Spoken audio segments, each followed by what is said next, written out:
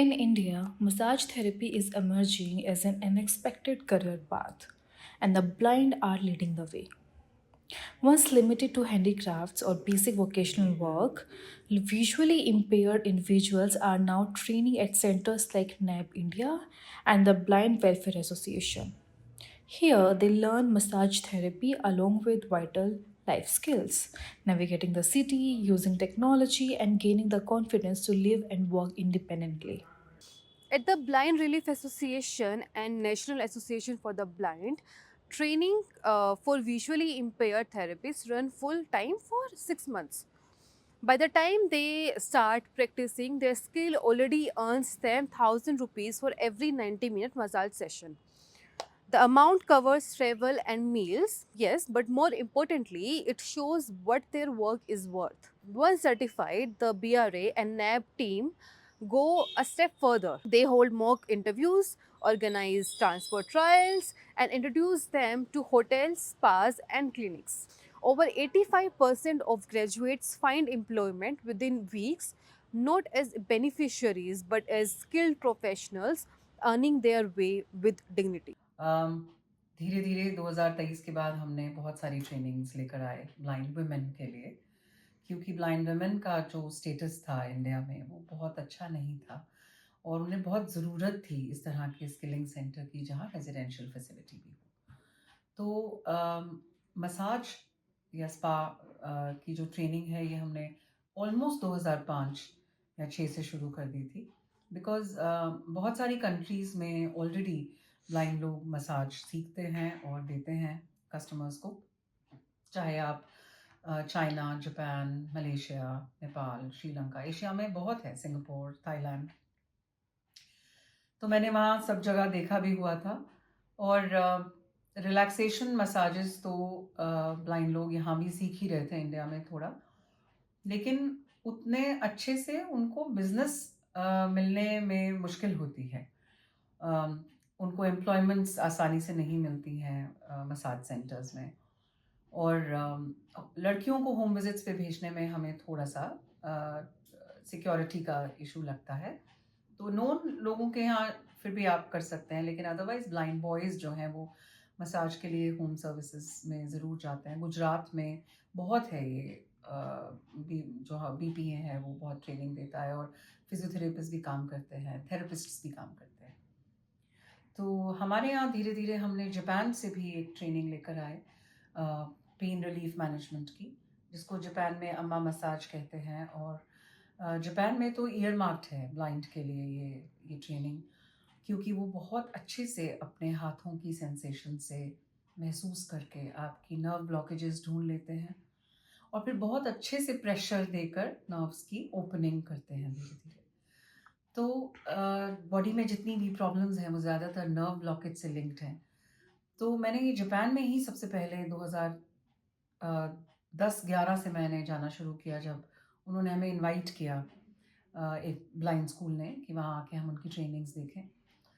हमने देखा कि हर तरह की प्रॉब्लम, चाहे वो बैकएक हो, चाहे वो हार्ट प्रॉब्लम हो, माइग्रेन्स हों, बहुत सारे इश्यूज़ को वहाँ ब्लाइंड लोग ट्रीट कर लेते हैं अपने अच्छे मसाज प्रेशर्स से।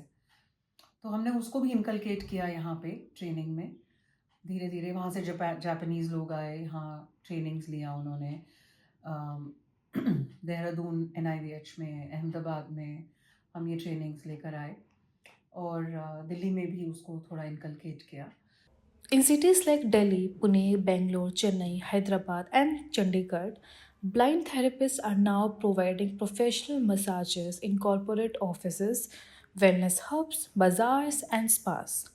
In South India, where Ayurveda and wellness industries are well established, demands for trained therapists is growing rapidly, offering new avenues for employment and professional recognition. Across India, thousands of visually impaired people still struggle to find stable employment, not because of lack of ability but because of limited opportunity. Here in Delhi, Blind Relief Association, National Association for the Blind, and the Massage Company are changing that. Through structured training in massage, therapy, baking, candle making, and more, They are helping hundreds of blind men and women move from dependence to dignity.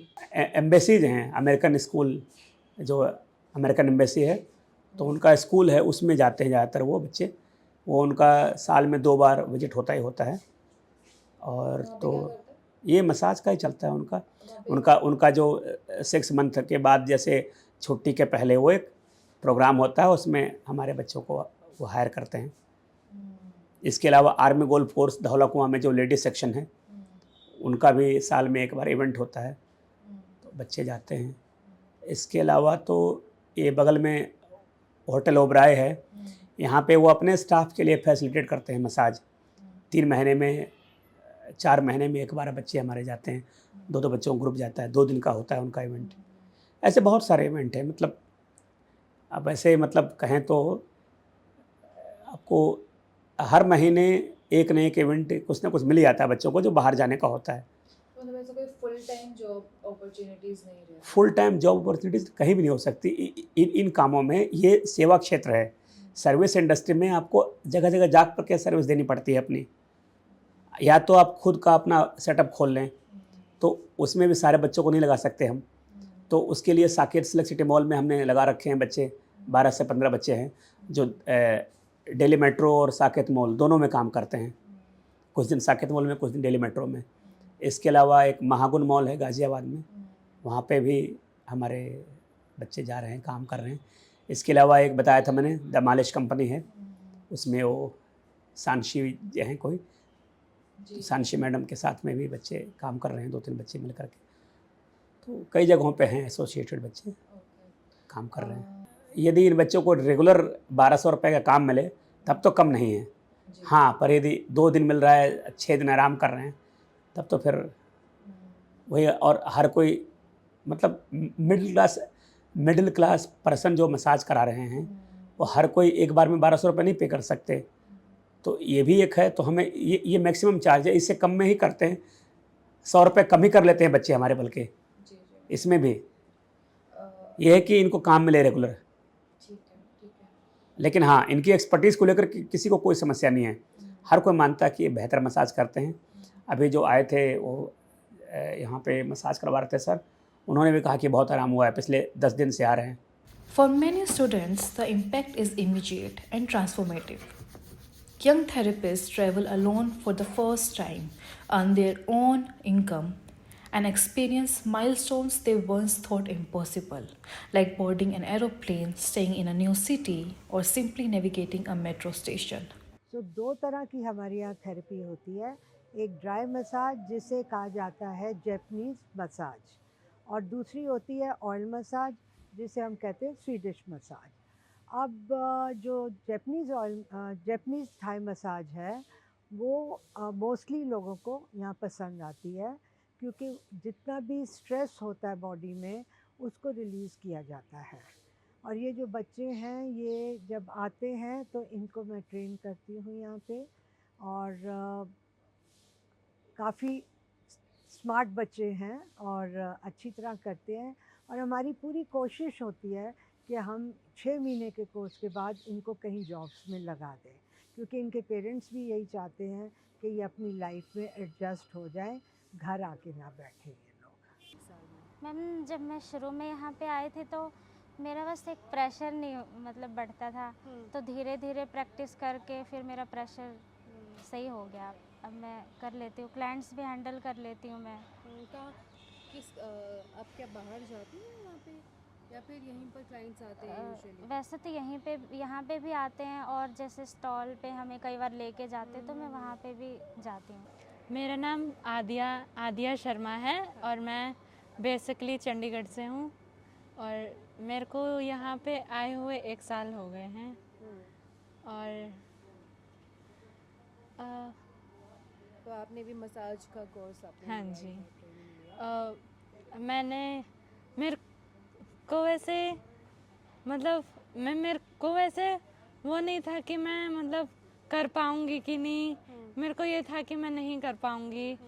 फिर मतलब फिर मैंने बहुत कोशिश की करने की, कि मतलब मेरा राइट हैंड भी थोड़ा सा ख़राब था और मतलब वो अभी थोड़ा बहुत मतलब वो फिजियोथेरेपी होती है तो उससे थोड़ा उंगली खुलना स्टार्ट हुआ तो तब से मैंने फिर धीरे धीरे करके मैंने पूरा किया स्पा।